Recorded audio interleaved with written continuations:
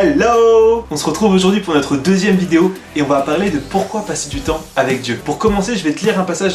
J'aimerais te lire un passage de la Bible qui se trouve dans l'évangile de Matthieu, chapitre 6, verset 6. Mais toi, quand tu pries, entre dans ta chambre, ferme ta porte et prie ton Père qui est là dans le lieu secret, et ton Père qui voit dans le secret te le rendra. Je sais pas toi, mais moi je trouve ça complètement incroyable de me dire que Dieu nous aime tellement qu'il aime passer du temps avec nous. Le passage que je viens de lire nous dit bien que Dieu nous attend dans le lieu secret.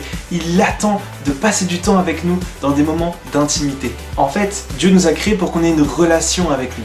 Et quand cette relation est coupée, il nous manque quelque chose pour vivre une vie pleinement épanouie. La Bible parle de Dieu comme d'un bon berger.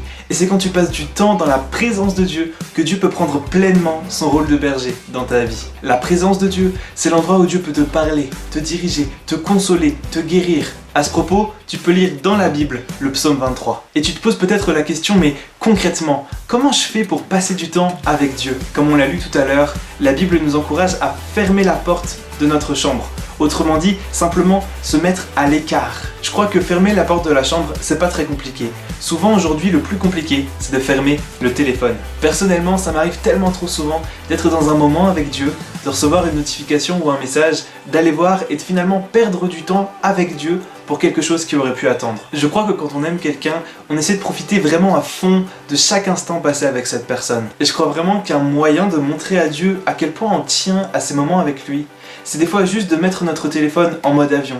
Comme pour dire Seigneur, maintenant c'est juste toi et moi. Et une fois que tu t'es vraiment mis à part, que tu es vraiment seul à seul avec Dieu, tu peux commencer à lui parler comme à un père, lui parler comme à un ami. Il faut que tu saches aussi que Dieu veut te parler à toi.